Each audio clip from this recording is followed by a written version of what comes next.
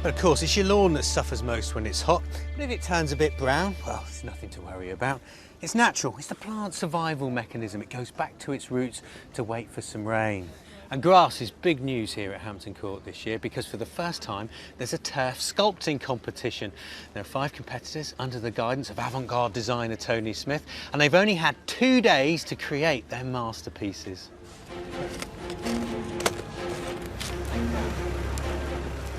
We had 5 plots and 5 people making things, and the only difference between those 5 things is the imagination.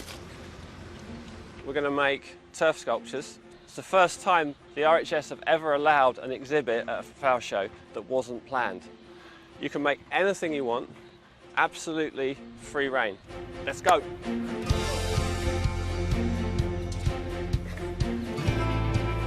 Matthew Biggs of Gardener's Question Time fame, garden expert trained at Kew.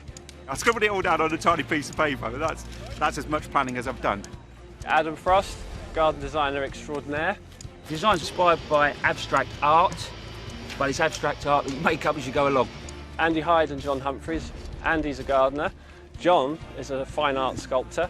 What we're going to do here today is attempt to build a snake.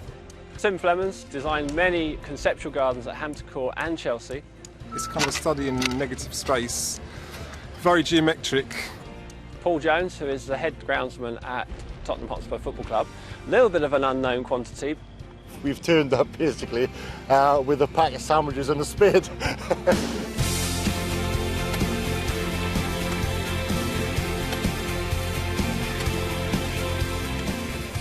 A lot of it involves just literally putting a fine layer of soil on and just patting it in. The soil's very, very dry, so it's very crumbly, so we're spraying it a little bit just to try and get it to hold its form. One half of ZZ Tops just looked over the bank. They're taking the mickey out of me. What I'm creating here is a centrepiece for the exhibit. Even though we're breaking quite a number of the rules of turfing, some things don't change. You've got to get it bonded together tightly and well tamped down so the surf is in contact with the soil underneath. If it's floating and there's air gaps underneath, then it won't root properly, it'll dry out. Right, keep tapping.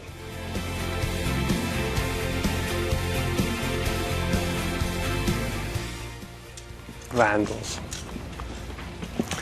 Who's using spray marker, I wonder? Mr. Frost.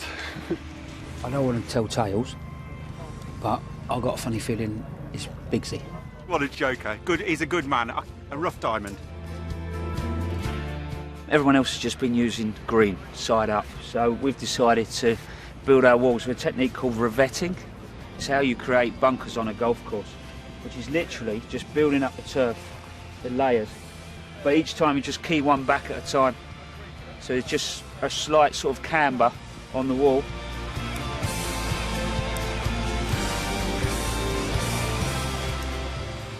We've broken the back of it now, we're reaching the end.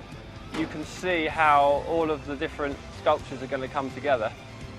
Everyone seems to have really enjoyed themselves. All that remains now is to see what the public make of it at the show.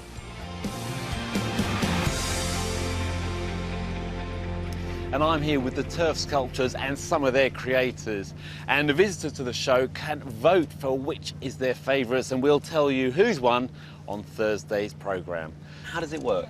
There are 5 turf sculptures and each one has a penny box at the front so the public can put a coin in, and then the money goes towards the RHS's campaign for school gardening. Oh, fantastic, a great charity. Yeah, of course. So you look like you've had great fun making them. I have to say, they're great. They really work very well. I hope it's a permanent fixture at the show. Have you enjoyed doing it? Yeah, definitely. I'd never done anything like this in my life. I'll never forget the morning when we arrived here, just with a rake. There was a pile of soil and some turf. It was something completely different, completely new, away from plants, away from my normal area. I hadn't really initially got a clue what I was doing, but it ended up brilliantly. I was so chuffed. Extraordinary. I can see the details. But they all look fantastic.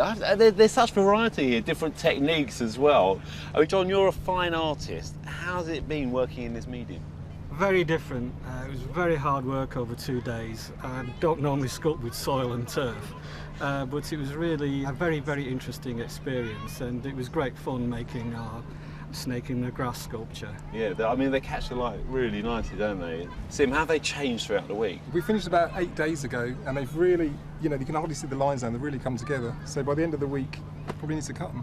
Well, are you going to give them a cut, Andy? You had to do a lot of trimming. You had to mow them at all. We've had to do ours because of the eyes. They get a little bit shaggy and the definition is not there. So yeah, we've trimmed.